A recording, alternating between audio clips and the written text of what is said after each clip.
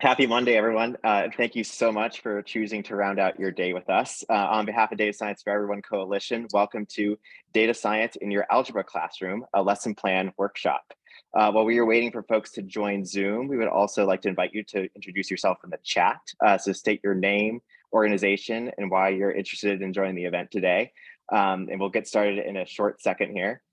My name is Zarek Drozda, and I'm the Program Director for Data Science for Everyone, based at the University of Chicago. We are a national initiative, coalition, and community striving to catalyze the adoption of data science and data literacy as a basic component of K-12. We began our work under the leadership of economist and Freakonomics co-author Steve Levitt back in 2019, and have since grown to a national movement with 2,600 education leaders, many states and districts all around the country. We currently work on 4 core areas of raising awareness, gathering and catalyzing classroom resources, community building, and then policy as it relates to data science education. I am so excited for today's conversation. We're thrilled to have an expert slate of K-12 data science and math curriculum designers. In a moment, I'm going to turn this conversation over to our moderator, Mahmoud Harding, who is the instructional design specialist here at DS4E. We are also joined by Emmanuel Shancer, the chief curriculum architect at Bootstrap, Ji Sun, co-founder of Course Kata, and Dashiell Young-Saver, founder and CEO of Skew the Script. Speaking of curricular design, I also want to make a very quick shameless plug that we'd love to see what you learned during this event for our lesson plan challenge. So all educators who submit a quality lesson plan demonstrating how data can help draw connections between subjects to our newly announced Data Science for Everyone collaboration challenge will receive a small stipend and a great grand prize winner as well for high quality lesson plan submissions, up to $2,000 for the grand prize. We'll drop a link for more information in the chat for that opportunity. Submissions are due May 7th. Before beginning the event, we should also like to remind everyone about the DS4E community standards. We believe everyone belongs in the data future, and a healthy debate is productive and beneficial. We welcome coalition members from all walks of life and those with diverse viewpoints to ensure robust and supportive participation in the organization as a whole and in DS4E events. All participants in organizational leadership will be held to a code of conduct that creates an environment of respect, inclusion, and effective communication. You can learn more about the community standard, including how to report violations on our website. A member of our team will also drop that in the chat so you have access. So with getting that all out of the way, I want to now pass the floor to Mahmoud to kick off the lesson showcase and begin our conversation here today.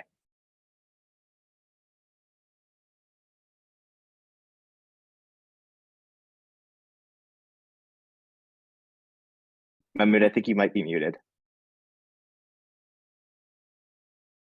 Yeah, there we go. Yeah, I did that in prep, so now we're 2 for 2. Yeah, it's all good. Thank you, Zarek. Like Zarek said, my name is Mahmoud Harding, and I'm the instructional design specialist at Data Science for Everyone. I come to this position with 15 plus years of experience in math education and 4 more years of experience in data science education. And I'm really excited to get some tangible tips from our speakers today about how algebra and data science should work together. To give our attendees an overview of the event, I'm going to do a brief introduction of our speakers, and then each panelist is going to demonstrate a lesson they've created using data science and algebra. Then we'll do a Q&A with questions you submitted during registration or have placed in the chat. Feel free to ask your questions in the chat throughout the event. Before we turn to the lesson showcase, could each of the panelists please say your name, where you work, and nerd alert, your favorite algebra function or concept to teach with data. All right, I'm Emmanuel Shancer. I work at Bootstrap, and my favorite concept is composition. My name's Ji Sun, and I'm from CourseKata.org, as well as Cal State LA. And my favorite algebra concept is a constant function, which is when you have a function with a slope of 0. It's a flat line. It's the best model ever. Hi, my name is Dash Youngsaver. I'm coming in from San Antonio, Texas, where I still teach high school math. I also run Skew the Script, a website that makes math relevant. And my favorite concept in algebra to teach with data is systems of linear equations. All right, very good. I know I can't wait to see how each of you include that skill or other fun ones in your data classroom. For the lesson showcase, we'll go in alphabetical order by last name. So we'll kick it off with Emmanuel, then move to G, and then Dash. To our audience, please keep sending your questions. We're compiling all of them for the Q&A at the end of the event. Right before we get started, G would like to make an announcement. Go ahead, G, the floor is yours. Oh, yeah. I'm going to put a link in the chat, and because during my little lesson demo, I'm going to ask for 2 or 3 volunteers. And it's great if you've never done data science, like I'd love to have you do a little data science. And so if you could go to deepnote.com and get an account, if you have a Gmail account, you could, log in very easily, and then give me your email address in the chat, and then I'm going to add you to our lesson so you could like poke around in there. So the first 2 or 3 people, I'd love to have you as volunteers. Thanks. All right, thank you for that, G, and we'll get started. And Emmanuel, you're up next. All right, the clock is ticking. Can you all see my screen? Fantastic. So indeed, as somebody whose last name starts with SC, I am shocked that I finally get to go first for something. It only took 43 years, but here we go. My name is Manuel Schanzer. I'm a former public school math teacher. My focus was primarily around algebra. I loved it so much that I went and foolishly got my doctorate, studying algebra education in K-12, focusing on how computing can help algebra instruction, but how historically it can also hurt algebra instruction. I'm fortunate enough to serve as the chief curriculum architect for a research group called Bootstrap. If you haven't heard of us, that's okay. Our advertising budget is $0. But we are in fact one of the largest evidence-based providers of computing nationwide. We work with teachers in 49 states. And if you know anyone in West Virginia, have them give me a call. I know I'm supposed to spend the next 19 minutes giving you a lesson demo, and I certainly will get to that. But I kind of wanted to start with a curmudgeonly question, which is, why are we even here? Why are we on a big Zoom meeting to talk about data science and algebra? I think it's interesting that the general vibe is data science should be an alternative to Algebra 2. And we have this Zoom about how data science and Algebra 2 could mix. Why is no one pushing this as an alternative to statistics? Like, doesn't that seem nuts? There's way more in common with stats. And the answer is pretty obvious. There just aren't that many stats teachers out there. So the data science bandwagon is desperate to shove it somewhere. So what the hell? Let's kill off an algebra class and stick it in there instead. That's why we're all here today, to figure out how it can play, how a round peg and a square hole might fit together. And just to be clear, I'm not here to drop a target in the punch bowl. I love data science, and at Bootstrap, we are all in on data science. But I want to frame this discussion by pointing out some things that are important to address. Look, French and Spanish have a lot of shared vocabulary. They have a ton of shared grammar. And I would argue that there's a lot more in common between French and Spanish than between data science and algebra. And yet, kids who take classes that lead up to AP Spanish would be up in arms if we suddenly said, hey, why not take AP French instead? I mean, they would be freaking out about this. And so that what I'm trying to point out here is that algebra and data science don't just naturally mix. There's actually a lot of thinking and effort required to make sure they play nice together. And the final thing I'll add is, I've given talks like this at the US Department of Education a few times. I've done this with state departments of education and work with partners in Connecticut and Oklahoma and Arizona and New Mexico and Oregon and Washington and Virginia and so on, Massachusetts. And the general conversation around data science looks like this. Math teachers, they know what high school math classes look like. They know what the standards are. They know how we measure and assess high school math classes. Someone comes along and says, yo, data science is amazing. You should totally teach it. And you know what? It's a great math class too. And the teachers say, oh, okay, well, what standards does it cover? And if you look at most data science curriculum right now, it's like, well, we do histograms, pie charts, and linear relationships with scatter plots and lines of best fit. But math teachers in high school are sitting there going, this is all middle school math. Like, why are we giving away math credit for something that doesn't cover high school math standards? And the answer is, oh, data science is just so amazing. It teaches all these other things. There's rigorous programming, there's confidence intervals. It's fantastic. And that may all be true. But if something is so fantastic that it needs its own standards, I have some concerns. If I'm going out to buy a car, I know the standards by which cars are measured. I might ask questions about crash test ratings or miles per gallon. And if someone came and said, Emmanuel, Lara bars are incredible. You should totally be, screw buying a car, buy a Lara bar. And I said, what are you talking about? A Lara bar has nothing to do with the car. And they said, but it has lots of protein, way more protein than a Ford Focus. Same deal. Data science could be incredible. It is not a drop-in replacement for an algebra class just by nature because they have numbers. And what this means is we are living in an era right now where there's tremendous opportunity for substantive improvement to the ways we teach math and algebra, but there is also tremendous opportunity for snake oil. And I want to start the first part of my talk by just giving you some quick rubrics for how math teachers and administrators can look at data science curricula, as wonderful as they all are, and they are, and make good choices about how they apply to mathematics and algebra learning outcomes. So I'll start by just saying, there's basically a simple rubric. You look at curriculum, you look at pedagogy, you look at tools.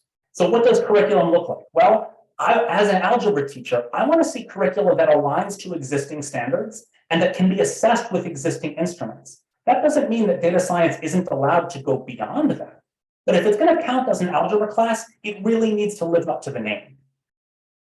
We also want to look for curricula that deepen what we already do, that give us opportunities as algebra teachers to deepen the exploration into word problems, into properties of, let's say, linear relationships, or solving series of equations like Dash is telling us.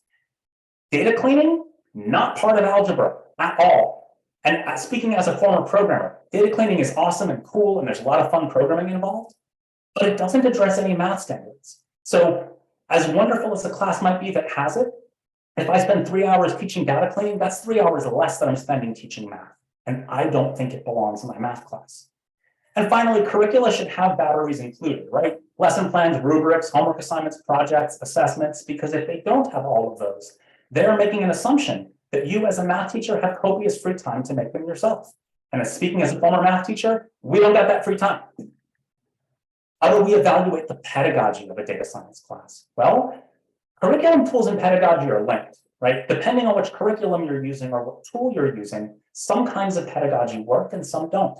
So what kind of pedagogy should a data science class allow, or a data science activity allow, if it's going to be integrated into algebra? Well, it should have students show their work. It should have them check their work when they're done. It should involve multiple representations as a tool for problem solving. It should involve spiraling so that if we teach a data science lesson on Monday, it's not like for the rest of the year we never spiral back to it. It should grow with the student. Finally, when we talk about tools, look, if it takes me an hour to teach spreadsheets or CodeApp or programming language X, that's an hour I could have spent teaching math, that I could have spent teaching algebra, which means that tool better pay for itself in terms of greater algebra outcomes. So what do I mean by that? Well, we should have tools with great error messages. Raise your hand if you've done any programming ever in your life, or you press the little icon. There you go, I'm seeing the hands go up. Yeah, lots of programming languages are wonderful, but lots of their error messages suck. If a kid gets an error message that says, undefined on line 168, I have to spend time helping that kid figure out what went wrong. And as a math teacher, that ain't my job. So we need error messages that are designed for learning and for K-12 math outcomes.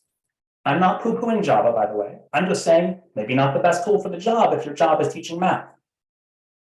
Third, anybody remember in the 90s, you could take a class where you'd learn Excel, PowerPoint, Word, and Access, like an applications class? Those classes were fun and delightful, not math classes. There are data science curricula out there right now that are basically a survey of tools, 6 different tools. That's lovely as well, not a math class. I'd rather pick one tool that works well and grows with the kids.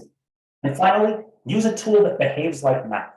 Look, I happen to be particularly fond of R because I used it in my dissertation, and particularly fond of tools like Java and Python because I'm a geek. But tools are made for different reasons. Some of them are good for math, some of them are not. Here's a real example. This is from a tool called Python that some of you may have heard of. And in this tool, I can write the following code: x equals 2, and then x equals itself plus 1. And when I evaluate x, it gives me back 3. If you don't believe me, there's a link. Now, if you're sitting at home and you're a math teacher, you're thinking, what the hell is going on? That is obviously, the second line of code here is mathematically wrong. And you're right. In fact, what's shocking is Python calls x a variable. But if a kid in my algebra class comes in with this kind of understanding, I need a new IEP called "This kid was so screwed up by programming that now I have to undo the damage to their understanding of variable," which if you're an algebra teacher, you know variables matter. Rinse and repeat for functions, right? Vertical line test, schmertical line test. So my point is, for tools, I want tools that behave like math. And again, I'm not poo-pooing Java or Python or anything else. But if your goal is teaching math, you want lessons and curricula that use algebra tools. So grumpy part over, let's get to the lesson demo. Since I just talked about tools, I'll say the programming language we use is called Pirate. So here is Pirate. I'll click run. Right away, here's that example I showed you where I'm redefining X. I get an error message, and the error is color-coded. I can hover over it, and it blinks on the left-hand side where the problem is coming from. Pirate has numbers, and that might surprise you that I'm showing off numbers. But you know what? In Java, 1/3 is 0. And there's good reasons for that. But again, I'm using a tool that actually respects the math. Notice it draws the bar. And that's because in Pirate, rational numbers stay rational. You get infinite precision. Why don't other languages do that? Well, because it slows down performance. But I'm not making high performance stuff. I'm a math teacher and I want kids to use the math that I need them to learn. And of course, we've got functions as well, right? So here's, f of x equals x plus 2. No, I didn't click run, did I? Right, let me fix this bug. If x is 2, it has to stay 2. F of 3, f of 4, there you go, right? We got functions, they obey the vertical line test. I'm going to show you a lesson called Exploring Linear Relationships. Lesson plans in Bootstrap are very detailed. So we've got your lesson goals, the stuff you write on the board for kids. If there are any prerequisites, it lists them above. And we are also firm believers in pencil and paper. So here is a printed student workbook, because we all know that sometimes the worst place for kids to do thinking is in front of a keyboard. And you can print out the individual pages yourself. There's links here. We talk about vocabulary, and then our lessons are extremely detailed. So let me show you one of these lessons. So we think it's important for kids to have questions that matter. Do college grads really earn more? What do you all think? And I know we're all teachers, right? We're all going to say yes. But some kids are skeptical, as they should be. Like, is that really true, that college grads earn more? Well, let's look at some data. So here is an actual spreadsheet, real demographics. And I've highlighted 3 columns that matter: the name of the state, the percent of citizens in that state who have a college degree or higher, and the median household income in that state. Now, obviously, there's lots more columns, so there's a lot of other interesting things we could explore. But for the purposes of this demo, I'm just going to choose this one relationship. For every state, I want to compare how much of an effect the percent of college grads has on the median household income. I'll also draw your attention to the link at the top. It's a Google link, so of course it has some weird gobbledygook up here. And of course, we've got some tabs at the bottom. The tab with all the data is called states. So let's actually look at this in Pirate. So here's the Pirate file, and look, this is the link to our spreadsheet. Here's the same gobbledygook. We're loading a table. Here's all the columns listed, and here's that states tab. So I'll click run, and we'll see what Pirate does. You'll notice I'm loading the table, and I'm calling it states table. And when I type it in, here it is. Here's our Google Sheet. So you can do this for any Google Sheet you want. And we've got a printed workbook page, and I'm just showing it off here. This is the solutions are written in. So we ask students, how would you figure out the relationship between college or higher and median household income? let's make a scatter plot. And of course, if I had the full hour, we'd go into a whole bunch of stuff on this. So I'm going to make a scatter plot of the states table. And like I said before, the 3 columns that matter. For each state, I want to know the impact of the percent with college or higher on median household income. Do we see a relationship? What do y'all think? Do we see a pattern in this scatter plot? You can type yes or no, or yes. So Jamila's using her thumb. Jamila sees a pattern here. Really does seem like there's a pattern. Okay, cool. So that's a nice place to start. Now, here's what I mean when I talk about pedagogy. As a former algebra teacher, when we're teaching kids about linear relationships, we want them to be experimenting with properties of slope and y-intercept. So we're going to record the values for 2 states, Alabama and Arkansas. And in fact, I pulled them out here. So the row 0 and row 1. So here are the 2 states. And if you look at the percent of people college or higher, 22.6 in Alabama. And in Alaska, I believe it's 27.5. So we pull out the college or higher values as well as the median household income. So we're just getting 2 XY pairs. So we fill them in. And we ask our students, compute the slope of the line, show your work, like, an actual algebra class would. And they write it in standard function notation, but you'll notice pirate notation is really darn similar. And for the demo's sake, I went ahead and just typed in exactly what a kid would have written on the paper, right? So there's our function f. And we can test it out.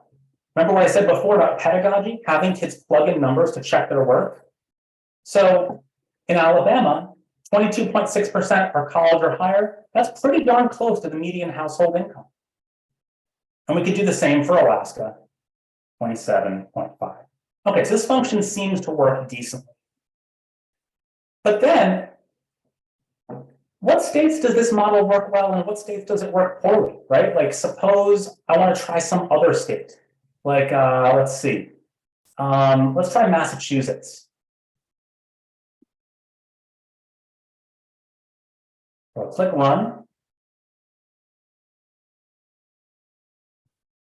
There's Massachusetts. So let's try it out. So in Massachusetts, the percent who graduate from college or higher is 39.4. Okay, so it's predicting $137,000 a year. That's what our model predicts, the Alaska-Alabama model. Well, that's way above Massachusetts. So this model is not perfect, right? Some states it works well, some states it works poorly. And so then we ask students to evaluate some code. So there's another function called fit model, which works the same as the scatter plot. It needs the table, in 3 columns, but now I can add a function. Whoops, did I misspell median household income, isn't it?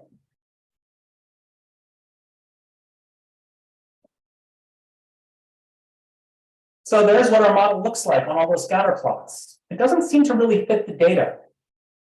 And we ask students we ask them, what do you think R squared actually means? And we have them experiment until they can decide for themselves, oh, it's kind of measuring how well it fits the data, right?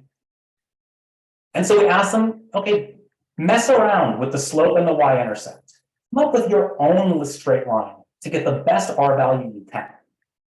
So again, this whole lesson, kids are coming up, they're exploring slope and y-intercept in depth. They're trying dozens of different state combinations, or they're just coming up with their own model. And then finally, we introduce, well, there's a way to ask the computer to do it perfectly. And I'll fix my typo, household income. And we can use linear regression to compute the optimal model. And we can ask kids, well, who got closer than someone else? Right? So this is a way of exploring one kind of function, linear functions, using data science. So you might say, well, what about algebra 2, right? And that's what's going on right now. A lot of folks are saying, well, who needs algebra 2 anyway? Well, Bob Moses would say everyone, especially the least privileged students, because you literally can't go into STEM careers without encountering quadratic, exponential, and logarithmic relationships. You just can't. And I'm not saying that every kid needs to go into STEM. What I am saying is if we're going to let kids place out of Algebra 2 for taking data science, we should probably be honest with them and say, you will no longer have a chance to go into STEM careers because you are not getting the math you need. And I think that there's an equity implication when you consider the principals who are faced with this devil's choice of, gosh, these kids tend to fail Algebra 2. Which kids should I slot into data science? It's not going to be the kids who look like me or talk like me, I can tell you that. So there's a real serious equity implication of replacing Algebra 2, replacing a car with a Laravel. It's not that data science is bad, but if it's not going to align to the same content, if it's going to be measured on a different scale, there are some potential implications. So we're working with the state of Massachusetts and Michigan as well on what some of this stuff would look like. So the same lesson I showed you, we have variations that explore quadratic properties and parabolic relationships in real data. This one is about fuel efficiency. We also talk about logarithmic relationships. Does wealth make you happier? We've got data on that. It's a logarithmic relationship. So my point here is to say, algebra and data science are like oil and water. They don't mix naturally, but there's a way to do it. But it takes thinking carefully about your curriculum, your pedagogy, and your tools to do so. And if you paid your taxes, thank you so much. Thanks to the National Science Foundation, our stuff is free. There's a link here. You can email us as well. If you liked what you saw, we're at Bootstrap World on social media, and we're offering professional development if you want to learn more, both in one-day formats and full formats. So I appreciate all of your time, and I'm going to kick it back. I'll leave this, I'll post these links into the chat for all of you, but I'll kick it back to the next speaker. Thanks so much. All right, thank you, Emmanuel, for that great presentation. We appreciate your insight and your perspective on the alignment between algebra and data science. And G, we're going to pass you the floor now. Thanks so much. I always appreciate Emmanuel's energy. I feel like, yes, let's do it. So I'm probably just going to use the whole time to just do a lesson, just because I feel like, oh, we're still so new in this world of data science. Let's do a little data science and see how it fits. It's like jeans. You got to try it on, right? And so I have a few wonderful assistants who I feel like I'm doing a magic show. Any volunteers from the audience? We've had a couple of volunteers message me. We have Mary and Krista and Stephanie who are going to volunteer. And I really appreciate you guys being here. I've put a link in the chat. It's a link to a Deep Note page, and I'm just going to show it to you guys while they get situated.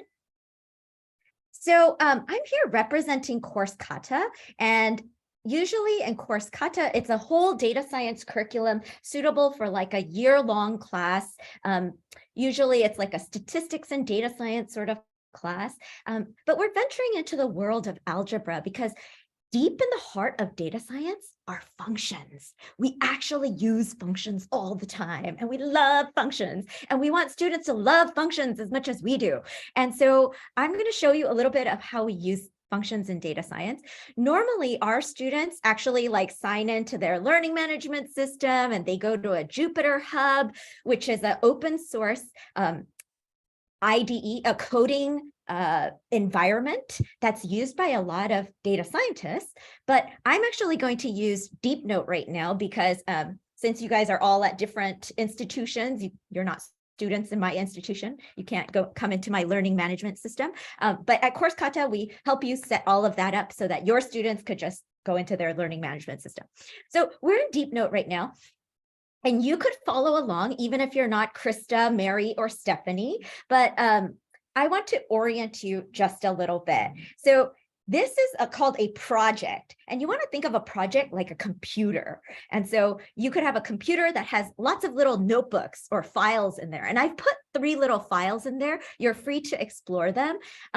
The rest of you who are not my special volunteers, you can't edit it, but you can make a copy of it and then edit it yourself. I've only let my special volunteers have the power to edit so that they could like play around. And so one of my 3 volunteers will actually start to share screen later, but let me just orient you just a little bit. This is the list of our different notebooks, but we're just going to be looking at one notebook at a time. You want to think of a notebook just like a kind of document. It's an interactive document where you could have regular writing, you could have code, and you could also have links and graphs or videos or anything, right? And so I could see that somebody is setting up their notebook right now, and we're going to be able to run a little bit of code. And the way that you run code is that you see all these little boxes. These are called cells.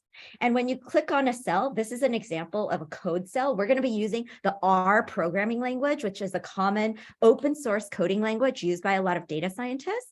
And you could actually run that code using just this little button right here. It's like a little play button.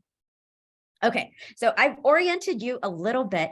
Would one of my 3, hold on, let me stop sharing. Could one of my 3 volunteers share their screen? Because it's actually more fun when you run the code yourself. So either. I'll share my screen. Stephanie, thank Yep. you. Yeah. And hopefully Krista and Mary, if you guys could unmute, it would be great, because Stephanie is going to need your help, because she's going to need your thoughts, because here are the rules of our process. We're going to do what's called driver navigator. Now, obviously in a real class, we would do this on Chromebooks and also have like paper on the walls and stuff, but we're going to do this all on Zoom. And so it's going to be a little bit different. But Stephanie is going to share screen with us. And Stephanie, if you could zoom in just a little bit more. You got it. And she's going to be what we call our driver. And Stephanie is only allowed to type something or run some code if Mary or Krista say something to her. So I picked Krista the and Mary, right- are you guys ready to boss her around? I picked the right chair. I'm sure gonna try. We'll see. All right. So Stephanie, could you do me a favor? You see right on the, let me see, left side where it says S Weeks 84. Yeah. If you could click that little hamburger button, just so we close that side. Ah, close Yeah, it, right there. And then it just makes the screen a little bit bigger. Excellent, excellent. All Should I right. zoom more or are we okay? Krista, what do you think? I think I'm okay. I also have it on my other screen, so. Oh, you guys are pros, man. All right. So here's what I'm going to do. I'm going to be like like your tour guide, not navigating you through this. And because I'm a little crazy, they said, oh, can you help us do an algebra lesson? And I'm like, sure, I'll be there with a geometry lesson. And so I'm a little crazy because I'm going to show you how data science, algebra, and geometry go together. And so you could imagine this at the end of like an Algebra 1 class, or perhaps at the beginning of Algebra 2, when your students have all come in from geometry. And so here's what we're going to do. We're going to talk about, is math real? Because during the pandemic, I don't know if you guys saw this video, but a high school student named Gracie Cunningham went viral on TikTok because she was putting on her makeup and being like, guys, is math even real? I mean, like, why did Pythagoras like even invent this stuff? It is crazy, right? And I've put a link to her video if you are interested. But Gracie Cunningham went viral, okay? She went viral for a number of reasons. But she put up this TikTok video, and oh my goodness, like famous mathematicians, Eugenia Chang, Steve Strogatz, a physicist, followed by Barack Obama, weighed in on her questions. They said, good question, Gracie Cunningham, is math real? And they really validated her, but there were also a lot of trolls, right? As you can imagine, right? And I want us to think a little bit about Gracie Cunningham's question. Is math real? Why did people invent this? Why? Why was Pythagoras, who was like just like putzing around. And she says, in a world without technology, why did he feel the need to invent this stuff? Oh, and Stephanie, could you do me a favor? We're just going to set up this notebook by going up to where it says library course kata. If you could click on that place that says library course kata in gray, that little code block right there, right under your hand. Yeah, right there. What we're going to do is run that button. Yeah, just run that, not run the notebook, run the little play button on the side right there. Yeah, that's just going to run that cell and set up the R code so that we could all do our thing. Okay, so I want to go down a little bit, and Mary and Krista, could you guys weigh in? Why do you think Gracie went viral? I think a lot of people suffer from math anxiety. So I think that she's not the only person wondering if math is real and why do we need to know math? I would agree with that. I would also say that in 2020, when we were all, or many of us were stuck at home and relying heavily on technology, I was also wondering what I would do with myself if I didn't have technology and I was at home. So maybe she was thinking back to, the beginnings of all of our knowledge without technology to help us. Yeah. Stephanie, thoughts? Oh, you're muted, just in case. I'm trying not to be muted. I promise it's not my first day here. But I'm kind of in the same space as what everybody else has said. Yeah. And honestly, as a former classroom teacher of mathematics, how many times was I asked, when am I ever going to use this in life? And algebra, mathematics in general, for a lot of students feels so abstract and disconnected that, the purpose for it, the reality of it is not tangible. And therefore, who isn't just faking it, Yeah. I think you guys are all right. Go scroll down just a little bit, where I think it really struck a chord to a lot of people. And, I think there's a real reason it strikes that chord, because I think a lot of people have not seen the promise of it being real. And so scroll down just a little for me, Stephanie. Do you think you could invent a math concept? Like you three? Like, do you guys think you could invent a math concept that would be even worth putting in the official math canon to teach high school students? Do you think you could invent such a math concept? And how would you feel if you invented such a concept? Oh my God, that would be so amazing. I would feel on top of the world. I would love that. Yeah, inventing, that would be a huge ask. Like, I can think of lots of different things that I would want my students to know mathematically, how to do and why they exist and where they are and whatnot. But coming up with my own that hasn't already been done, that's a big ask. Yeah. And so I want to put a pin in her comments for a second. And I say, okay, let's come back to that later. Okay. Just imagine that later. Let's go and just talk about circles for a little bit. Okay, so let's come down with me to the road of geometry. Scroll on down, Stephanie. And just to remind all of us, maybe some of us, it's been a while since you've taken geometry. Let's just remember what these words mean. We're just going to talk about circumferences of the circle today. So remember, as you remember, circumference is, the distance all the way around a circle. Diameter is the distance across the circle that passes that middle point, and a radius is half of that diameter, just one part of it. So during the pandemic, course kata students were asked to find something circular in their house and measure it, to measure the circumference and measure the diameter. And they got asked a few different questions about circles. So if you go down, they were asked to record what was the circle, like was it the bottom of a mug or a Frisbee or whatever it was?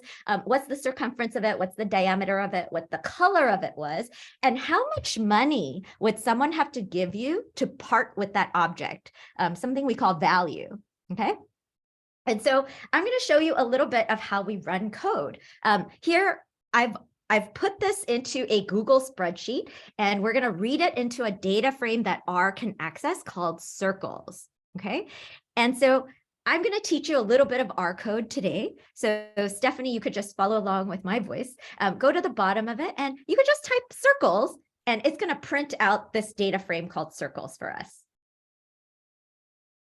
And so go ahead and run that, Stephanie.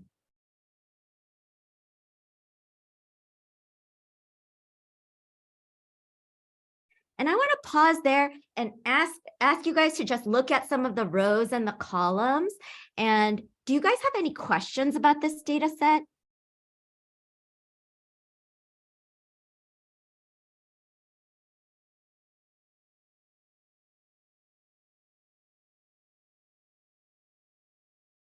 Somebody asked, what is period? Period is the period that they took the data science class, like second period, sixth period.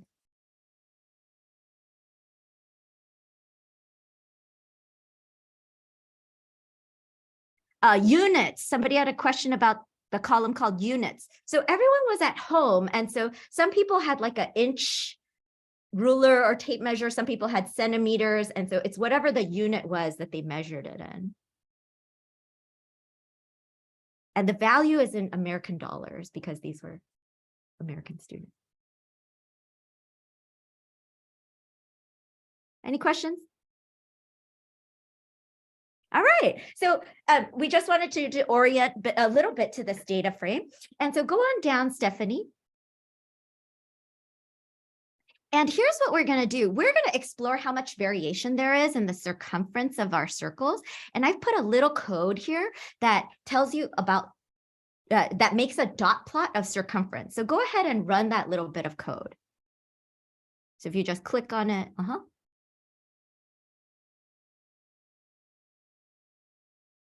And I want you to see, oh, there's some variation in how big these different circles are, right? You guys see, how big are these circles?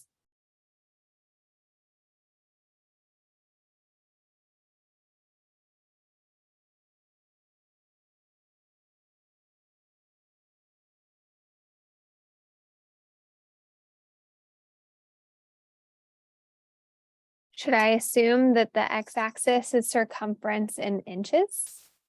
It's in inches or in centimeters. It's different units. Okay.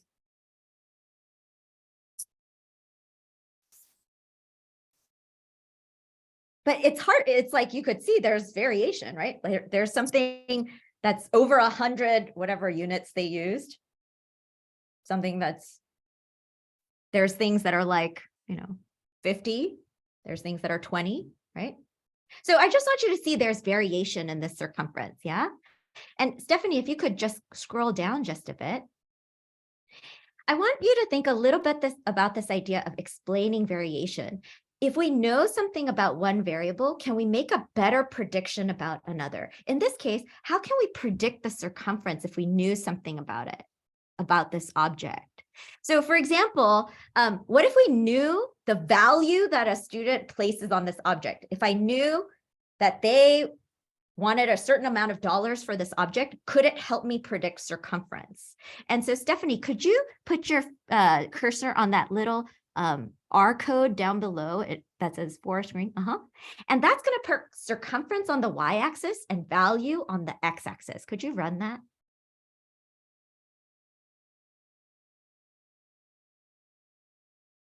And so you could see, oh, like for example, if we were in person, I would annotate this and say, look, these objects are 3 different sizes, 3 different circumferences, but they have the same value, right?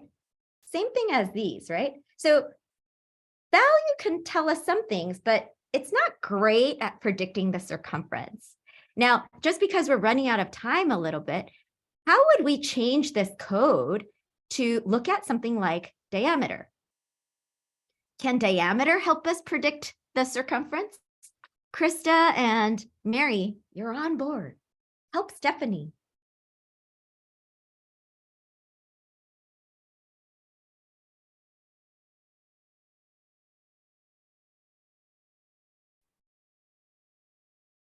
I think that knowing the diameter would help us know the circumference. So I would alter the code. I am guessing that instead of circles, comma color, we would do. So instead of value, you mean? Oh, instead of value, excuse me, instead of value, I would put in diameter. I don't know if it was shortened or not. There we go, diameter. And let's pick a different color for now. What's your favorite color? Purple. Purple. Purple? Mm-hmm. So now let's look at that. Go ahead and run that, Stephanie. And look at that. Here we see a little bit of a different picture, right?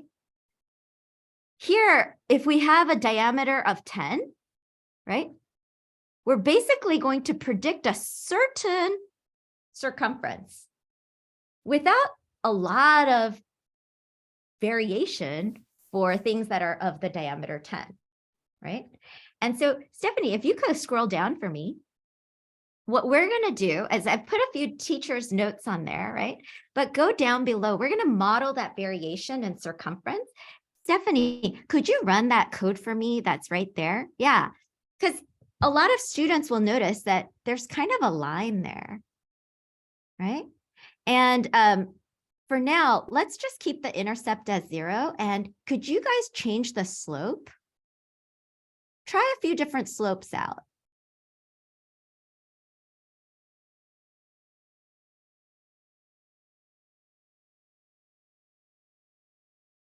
I only have 1 minute, guys.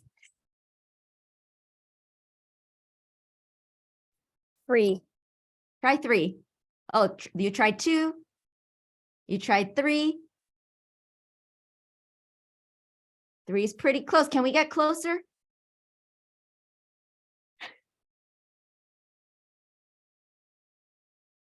Krista, you got to say it out loud for Stephanie to do. Okay, 3.14. 1.5.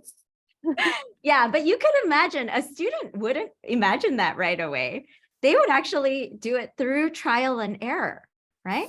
That's great. And we would actually have them write this formula down. And they would actually write down probably something like circumference equals 3.14 times diameter. And they would have invented pi for the day because 3.14 really is the relationship between diameter and circumference. And to us, this is the power of data science. In most high school classes, they give you the slope. But actually discovering the slope is like the beauty of data science. Actually being able to describe the relationship between two variables. And so for us, it's really that's really the joy of math. And that's really how people came to discover these kinds of things historically. And we'd love to give students that experience of discovering math too. And so that's all my time, but can we please thank our 3 volunteers? Thank you, Stephanie, Krista, and Mary. You guys were so great. And I'll put some more information in the chat. Thank you so much. Over to you, Mahmoud. All right, thank you, G, for that great presentation, and thank you to the volunteers for being a little bit vulnerable and standing out on the limb for us. We really appreciate that. So next up is Dash, and we'll pass the floor to you. Amazing. Thank you so much, Mahmoud. Love that presentation. Thank you all so much for having me here. I really appreciate it. So I'm coming to you from my school in San Antonio. I'm actually in the recording studio for the daily news broadcasts here in the school. So I got special access to this room. And I'm also the founder and CEO of Skew the Script. And I'm going to show you a few resources from our website that will help you incorporate, if you'd like to, data science into your algebra classroom, not after a year of training, not after learning a new coding system, but tomorrow if you need it. I think that's something that can be done by algebra teachers everywhere. So I'm going to share my screen, and I'm going to show you just a couple pages from the website. I mentioned at the top of the hour that one of my favorite topics to include data science in as an algebra teacher was systems of linear equations.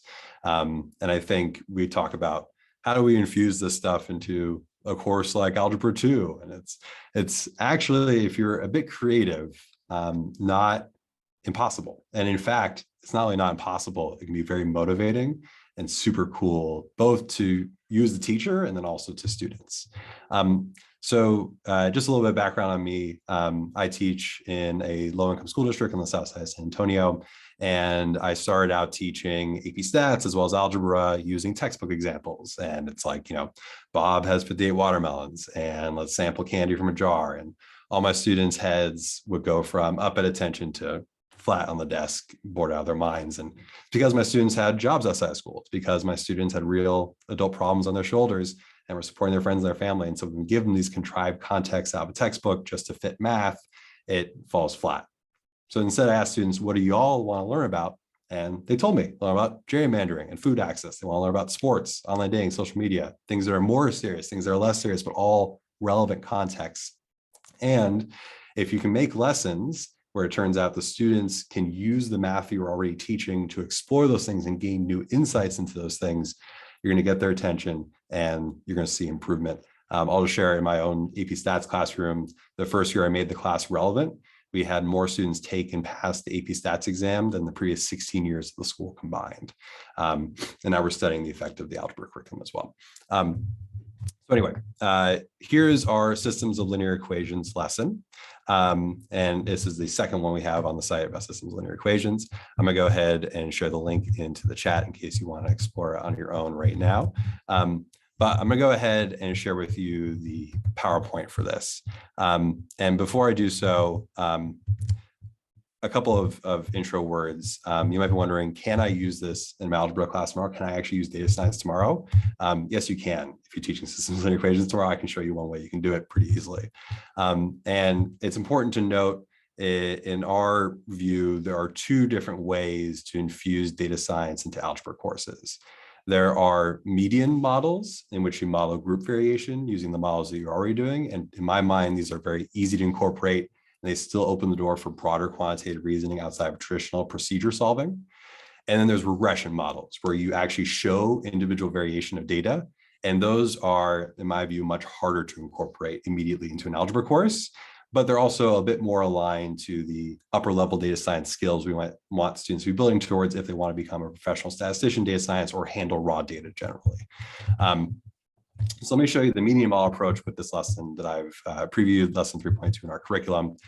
Tesla cars. You're like, wow, that's great. They're coming out with these electric cars. They're wonderful. Elon Musk is like, yeah, we got this. But here's the thing.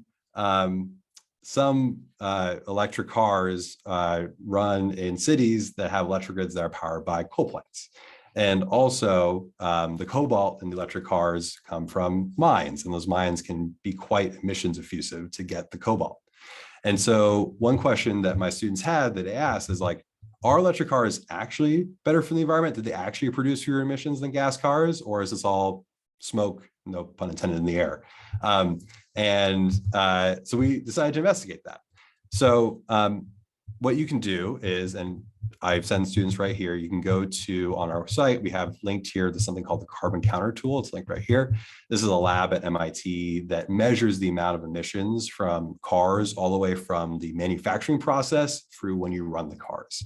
And it shows you how much kilograms of carbon equivalent emissions you have per month, both in the manufacturing process and through your electric grid and through fixing up the car, maintenance, and all these sorts of things. And you can control all the variables here. When you customize it, you can do different variations here. But what you can do is use the median amount of driving, the median amount of coal processing, your electric grid, et cetera, and make some models. And so we start here with using the American medians for these things. And it turns out that if you model a Camry versus a Tesla, the Camry is less emissions to produce. It's actually just a bit more than half the emissions. But year on year on the median, the electric car actually, even with electric grids being not as clean as we might like them to be, is going to be less emissions per year driving if you're an average driver. And so immediately, you don't even have to ask them. Students already have the question, oh, how long is it going to take for the electric car to pay off, to get that break-even point? And without even teaching them systems linear equations, I swear to y'all, they start making them, they start inventing systems of linear equations to solve this problem. They might start graphing it, they might do a table of values, or they even might start making the equations. And it's because you've given them a context, you've given them data to explore, and you've given them a motivating example they can answer with math. And so they start making these equations, they see how much it is at the beginning, they see how much per year, and then we do the modeling, we get the system linear equations, we see this graph and see, oh, it's only after like a year of driving an electric car on the median, it already pays off in terms of emissions. And you can look at how much it pays off in terms of emissions in the long term. And then what's really cool about this is you get to a discussion. And the discussion's like, well, this is making a certain set of assumptions. Well, we make other assumptions. For example, what if we buy a used car that's gas or hybrid and there's no upfront emissions? What does that mean? What does that mean lifetime in terms of car? What does it mean immediately? You can also make other variations, like what if it's the electric grid not in Texas, but in California? What if you have different companies and different kinds of cars? What if there's more or less efficient gas cars you're trying out? And you can go back into the data source and you can look for these things. And you can change up the gasoline price, you can change up which cars you're comparing, et cetera. And you get to talk about how the y-intercepts change. You get to talk about how the slopes change. You get to talk about how the break-even points change. And now every single component of those algebra models that you've been banging your head against the wall teaching to students has a motivation behind it, has something that changes, and students are changing them, manipulating them because it's in context and it makes sense. And it's all based in real world data. And the nice thing is no code, nothing new mathematically that you have to teach. You could just swap this in for your price of oranges and price of apples problem instead. And already you're ready to go. I made this while Emmanuel was talking. Our other question that we have is for our systems equations is, does college pay off? And this can kind of show you in a similar example how we approach this problem using the median model versus a more regression-based approach, which is also great. But here's another way to think about it. So what we can do, and I included some slides here. So all our lessons come with handout key, a Desmos if you want to go through modeling online, et cetera, et cetera. And you can actually like draw out your systems of equations, look at the slope, et cetera. I'll just show you the PowerPoint slides since it's easiest on Zoom. And college seems nice, right? Well, here's the thing, it costs a lot. And this is the median cost of a four-year college per year. So is college actually worth the cost? Well, we can look at the median earnings of a high school graduate versus a college graduate. And then we can try and calculate their net earnings after age 22. And we do some quick math here, like, okay, well, if you don't pay for any of your college, and let's say worst case scenario, you're totally in debt for this median cost for 4 years, your start value at age 22 is in the negatives by about $100,000. Versus if you're in high school and you go straight into the workforce, you're making some money those 4 years and you're starting off with a higher y-intercept. And we can get the per year average or median wages, and we can start making some linear equations, and boom, you got a system of equations. Students are already asking, well, the y-intercepts are different. There's a meaning behind that. It's because you have a different start point at age 22. Where does it intersect? Where is the payoff for college? It's about in this case, I think it was around, a little bit over 10 years. And then you can think about, well, by retirement, so 40 years after age 22, roughly how much of a difference you're going to have. And again, very motivated way to use the math that you're already using, but in a way that's in context and is about something important to students. Should I even go to college? And then you get into, again, some great discussion questions. For example, it might be the case that, we've shown that college is associated with higher earnings, but does college actually cause higher earnings? Or is it that just maybe the more motivated students who'd be more motivated in the workforce anyway and earn more in the workforce anyway also are being selected by colleges? And so it just looks like college is really doing something. And then you get to have the discussion. And then like, how can we detest if it were, and what's barring us from testing that directly? And then we actually have a little bit of regression discontinuity in the lesson, which is fun. It's a light dose of regression discontinuity, which is fun. And then you get to also talk about variations, like what about for different majors? And that's really cool too. And then again, you get different slopes, you get different y-intercepts, and you get to talk about the different parts of these functions. So that's the median model approach. You can use in your class tomorrow. It gives motivation for what you're already doing, gets your students inventing models. It opens those doors for the broader quantitative reasoning, correlation versus causation, bias unbiased sample. What does variation in data mean? It opens those doors in a way that doesn't have to add a ton of class time on top of what you're already doing. But the thing is, this ignores individual variation, which is a big thing in broader data science and statistics. And so you might want to talk about that. And so we also have some lessons related to that. We have a linear regression lesson that you can also find on our website.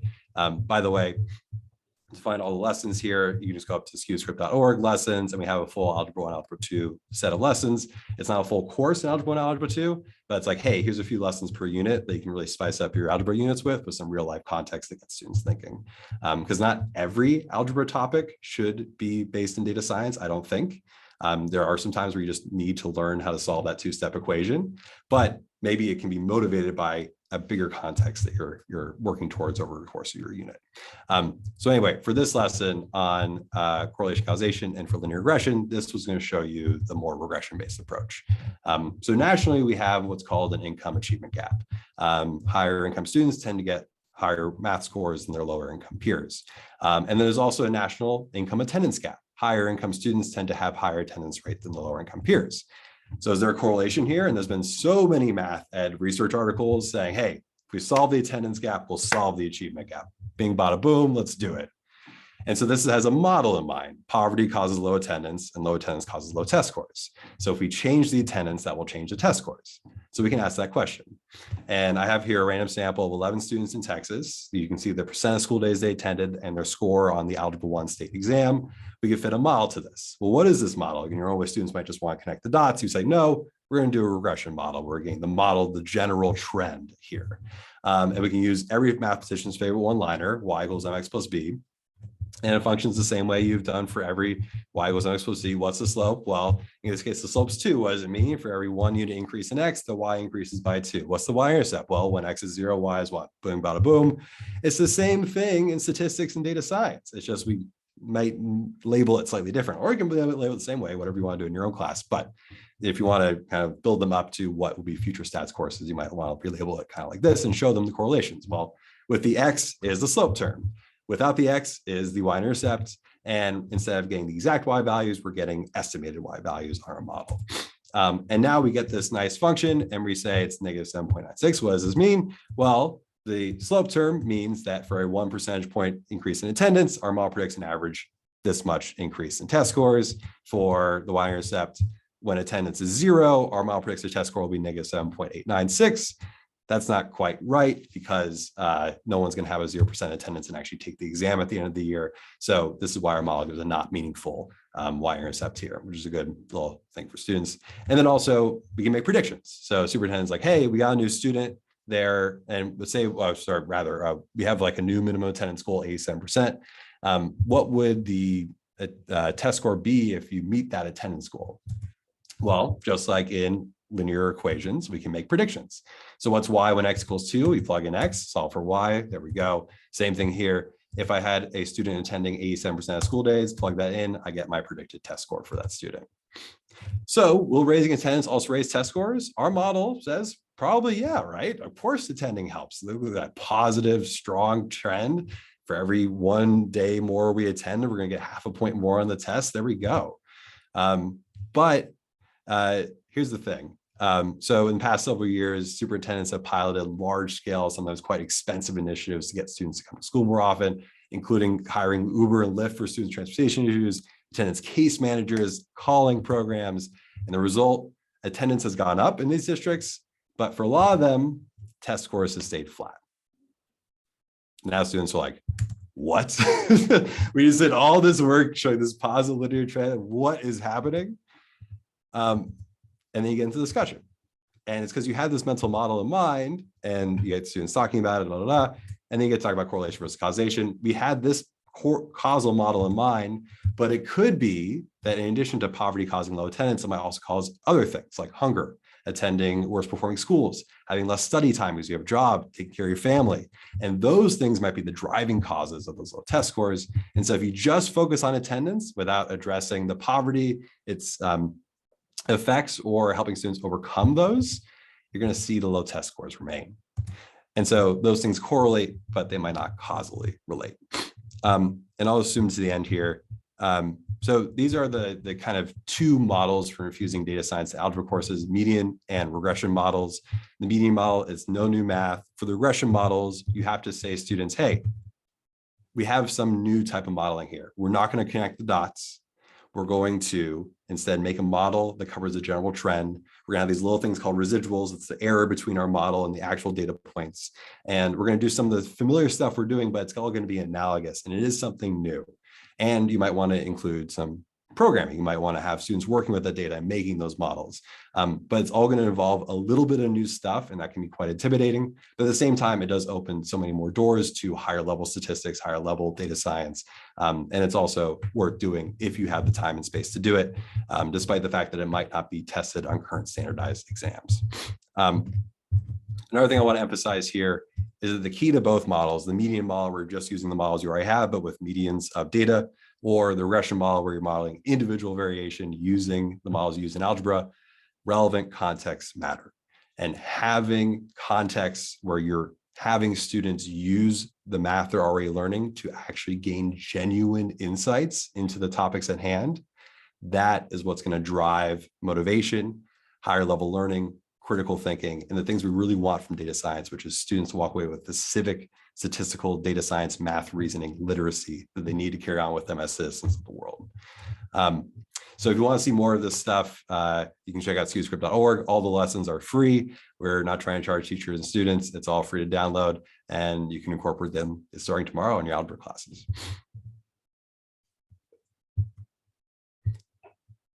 All right, thank you, Dash. That was great.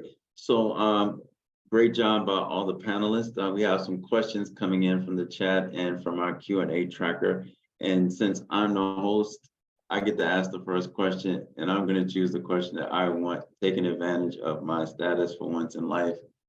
So my question to all the panelists is, and we'll start with Emmanuel, these are some very interesting contexts that you put together to develop these lessons. Where do you get the inspiration to come up with these creative ideas for lessons? So I guess for us at Bootstrap, we always start with what math learning outcome do we need, right? That's our North Star. And so for this particular lesson, I was focused on, linear functions and linear relationships. And so we look at the standards and we say, what are the skills that an Algebra 1 teacher needs their kids to be focused on? And what are the concepts they want their kids to walk away with? And so based on that, we went looking for a good data set. And any of you out there who've tried to find good data sets know how incredibly hard this is. Sometimes we can't find one. And at that point we say, you know what? We'll keep an eye out. We'll look next year. Often when we do find one, it takes a ton of data cleaning and massaging to get it ready to the point where it can be dropped into a lesson plan and used. And we're lucky enough that we have an army of undergrads at Brown who need their work study hours, and so they help us do this. But really, it's start with the learning goal, and everything else has to flow from there. Oh, sorry. Go, G. Yeah, go ahead, G. Go first. Okay.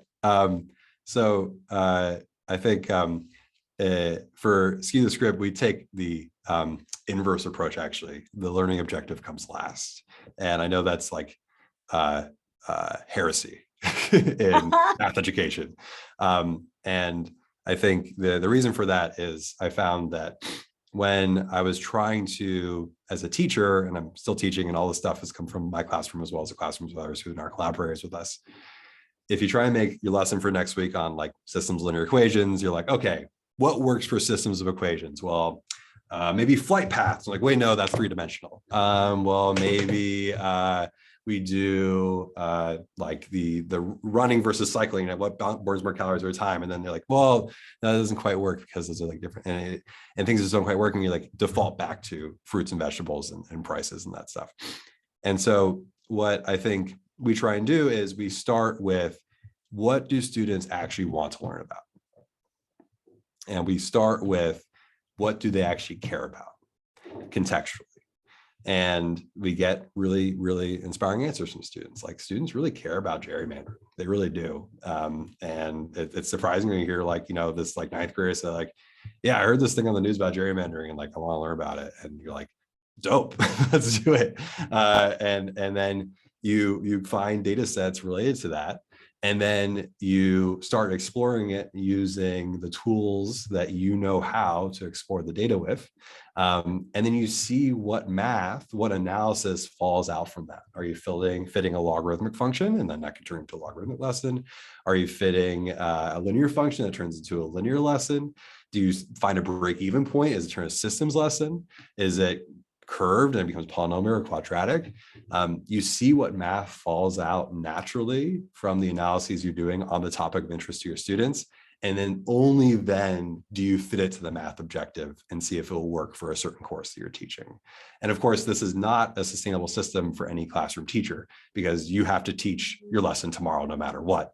But for us, it's what we can do to put all these things together and make sure the contexts are connected to the analyses in a not contrived way. Not saying that anyone else's is contrived, just saying like, this is what our process is. And then once we put all of them together, we can put them to the teachers as a set of lessons unit by unit that they can now use. So that's our process.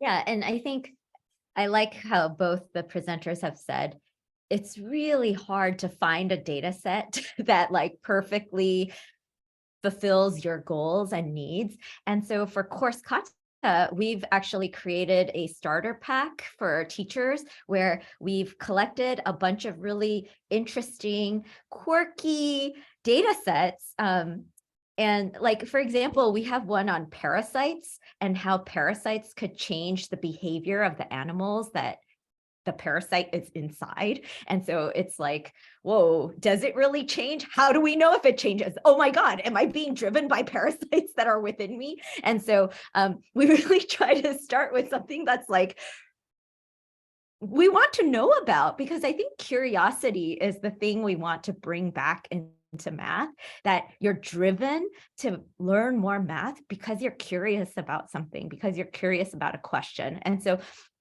we're always like looking for data sets and situations in which we could get kids to like want to learn more, even if they didn't care about parasites before. They're like, I kind of want to learn how to do this math just so I could know if this is true or not. Am I a zombie being controlled by parasites? I don't know. All right, wonderful question. Wonderful answers to the question. I think for me, one of the things that I use as inspiration is life. So I listen to a lot of podcasts. I watch a lot of documentaries, the History Channel. I have conversations with teachers and for other subjects. And whenever we come up with an idea that we think is super interesting, then we try to put some math to it. So it's sort of a mix of what all three of you have said. And I think all these approaches work. And so that leads me to the next question. So if we are all walking around enjoying life and thinking about all these data-inspired lessons, then my next question to the panelists is, how much data science do you think is reasonable to incorporate into Algebra 2? And we'll start with Emmanuel. Oh, of course you started with me. Your voice cut out for exactly that question. So can you mind repeating that? I'm sorry. The question is, how much data science do you think is reasonable, and a reasonable amount of data science to incorporate into Algebra 2? Look, like, I don't think that histograms matter as much if you're trying to integrate it into Algebra 2. Histograms are great. I don't think they fit in Algebra 2. I think, an understanding of correlation, I think scatter plots are key. I think, the ability to identify nonlinear relationships in data is key. And you know, like I said before about the pedagogy, it's not enough to just say, look, I found a scatter plot in some data and it's logarithmic. That doesn't mean it's appropriate for algebra 2, right? So the activities also have to have students investigate the actual properties of logarithms when they're fitting that model to make it fit. And I think a discussion about the write-up, you know, how you write up your findings is critical for any kind of model fitting, but likely falls outside the scope and sequence of your average algebra 2 classroom. So to me, that's sort of like an after finals, maybe a nice addendum that's important to include. Like there's an ethical component to data science that needs to be included here, but does not belong before the final exam, just for scope and sequence reasons. All right, thank you. G, you want to go next? I actually think I'm going to pass it to Dash because I think he might have an answer for Algebra 2 that I'd like to hear. Thanks for putting me on the spot. No, I think I think I was stamp what Emmanuel said. I think he has a spot on. It's not like a how much question, it's like a how you do it question. And I think that there are certain topics within data science that fit really well within an Algebra 2 course and what a student actually needs to learn in an Algebra 2 course. And there are certain ones that don't. And I think that what's cool is that if you can find places to infuse it in a way that doesn't take more time out of class and makes things more meaningful in class, the more you can do that, the better. And I think there's a lot of opportunities for that. Yeah, I think for course Kata, you know, we're a whole, you know, year-long data science and statistics class, but we're also talking to a lot of places about how do you incorporate a little bit of coding and a little bit of graphing and a little bit of modeling into other classes. And part of it is, you know, what kind of data science you want to bring in. For some of these schools, you know, especially like high performing middle schools, they really want to put more coding in there because that's the kind of thing that makes their classes exciting. And we really feel like, yeah, it shouldn't just be for high performing schools. Like all students should have the opportunity to have this like really meaningful, authentic, engaging sorts of mathematical experiences. All right, good answers, good answers.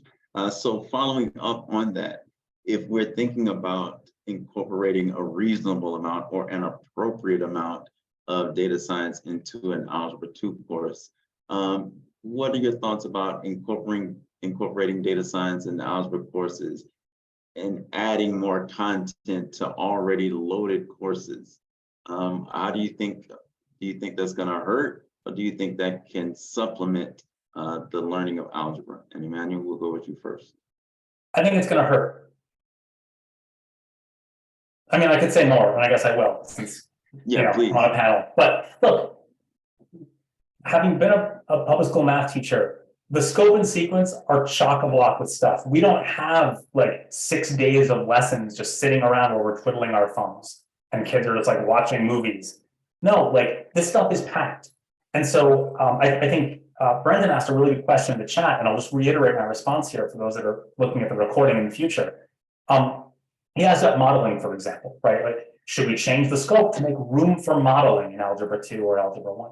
And my answer is no, because if you do it right, you're finding that there's already modeling in Algebra and Algebra 2.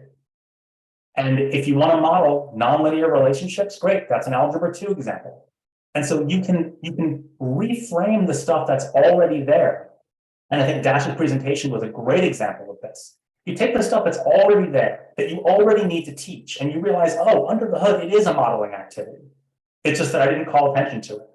Okay, so now teachers need the tools and the materials and the training to call attention to it, to demonstrate, to use it in their classrooms. This is not about innovating some brand new class. It's about taking a thoughtful approach to the math that was there all along. And it's hard, if you do it right and you put in the work, nobody will even notice the difference. Yeah, because functions are already all over Algebra 1 and 2, but what are functions for? Why would anyone invent this notation f of x? Who needed it? And it's like, it's not the notation that's important. It's the idea of making a function that does something for you, makes predictions, is able to describe some phenomena, is just able to describe relationships between X and Y. Let's go back to what algebra really is, which is describing the relationship between X and Y, not solving for X. Let's make algebra great again. Nice. Yeah, I totally agree with everyone else here. I think that the stuff in algebra is already built to model things, and I think mathematicians and math teachers have gotten really into showing how beautiful math is at a fundamental level, and how it models this higher level of truth, and then we try and show that to students. And I think there's another pathway into really loving math, and that it's useful. And I think that a lot of students might prefer that path to begin with. Not saying that there's not room for both, but I think there doesn't need to be a huge cutting of other things or a huge making room for other things. And I can tell you that as a teacher, I would not be willing to do that. I think this reframing of saying, hey, instead of X and Y representing fruit or the angles of ladders or whatever, let's have it represent something a student cares about. Let's have it represent the median of that data set. Let's just model with that. And then let's change up our models based on different assumptions. Or if we have a little bit of extra time, maybe we'll put some individual variation in there and talk about modeling the central trend of a bunch of data. And you can kind of jump in the pool at your own depth and whatever you have room for. If it is like, I don't have room for anything, it's like, well, I'm just gonna make these variables mean something meaningful, and we're gonna go from there. If it's I have a little bit of room, let's throw in some individual data, but we can kind of go where we need to go. Right. So it seems like we're all in agreement here about that ability of data infused into an algebra class is not something new. It's sort of already there. It just the covers need to be pulled away so that we can see what's behind. The curtain needs to be pulled away so we can see what's behind it. So my next question to you is, as math educators, when we leave this session, what can we do to maybe influence policy so curriculum around these sorts of activities becomes more widely available to teachers? Emmanuel, we'll go with you again. Oh, okay. Yeah, I mean, look, I think this is a moment in history where the math world needs to speak up. I think those of us who were around when Logo was being pushed into schools and 15 years ago when it was like coding, we should all teach coding in math classes. And if you don't teach coding in your math class, you suck. Like the same stuff is happening right now, where it's like, get on the data science train. And look, teachers, I love working with teachers. I am a teacher. We don't want to say boo. But sometimes you got to stand up and say, look, this looks cool, but I don't see the math here. And I demand to see the math before I let it into my classroom. And I think that this is a moment in history where there's a ton of money that's about to get dumped on states and districts who embrace data science. Silicon Valley has not great attention spans. So they're just going to dump money on this for the moment before they move on to something else. Well, now is the time to stand up and say, let's use that money to support the teachers that are already struggling with the concepts their students are already struggling with. Let's find a way to give us more training on algebra, more training on algebra 2, to help us do the stuff we already have to do better, rather than try to tell us how to do this other new thing differently. It's not rocket science. It's just that it needs to come from the teachers and the districts to push back and say, we want this hype and this money to come do something useful instead of jump into the next trendy thing. And I think part of what I've seen working with different states is, Emmanuel's kind of been talking about data science as a course versus data science infused into algebra classes. And I think one of the things that we see is that when data science is talked about as a course, part of the pushback is that,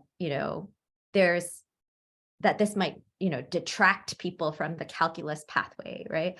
And I think one of the ways that Pam Birdman in the state of California at Just Equations has talked about this is by pushing for things like what the state of Georgia has done. The state of Georgia, really interestingly, anybody from Georgia in the house, has pushed for 4 years of math. So just more years of math to graduate high school. I'm in the state of California. We only have 2 years of math to graduate high school. In my children go to LAUSD. You only have to pass the second semester of Algebra 2 to graduate high school. You don't have to pass Algebra 1 and geometry ever. And so, those kind of policies create weird worlds where students could pass without learning a lot of math. But I think we want to push for policies where students get to take a lot of math that they're interested in, and they get to become richer people for it. And I think policies like I would settle for 3 years of math to graduate high school because I'm an incrementalist. I mean, one day we want to be like Georgia, where we have 4 years of math. But, I think policies like that are really great for all of us working on the equity front. Yeah, I think this won't directly answer your question, Mahmoud, but just a broader point here is there seems to be this big war among the academics of do we do the calculus pathway and double down on it, or do we develop some sort of alternative pathway with data science? And I don't see why we have to make it an either or. Like, it just doesn't make sense to me. Like, as someone who got a master's in data science and used calculus to figure out the optimization of my neural networks, I I get it. Like, they're together. They're together. And I think as a K-12 educator, I've seen how I can make my own algebra classes better, covering nothing new, but just covering things better by having relevant data sets embedded within the stuff that I'm teaching, and building up the skills of manipulating variables to solve equations related to those meaningful contexts. Like, if I have a student who cares about this unit on systems linear equations because they care about whether they should go to college or not, you better bet that when I get to the substitution lesson and they learn how to manipulate the X to solve it for Y and then substitute back in the error question, they're going to want to learn that procedure a bit better and a bit more, because it's for a purpose. It's to solve this equation that we built up over the course of the unit that has meaning to it. And so they feed into one another. It doesn't have to be an either or. And I think the more meaningful data sets, context we bring artfully into algebra courses, the more we're going to see students being more proficient at the algebraic procedures that eats them up in calculus, and being more invested in pursuing STEM more broadly. I see it as a both and, not necessarily an either or. And again, that gets the equity piece too. Which students benefit the most from making math class more relevant? Traditionally underserved students. And it's going to both make them better for a calculus pathway, for a non-calculus pathway, whatever pathway they want to pursue. Yeah.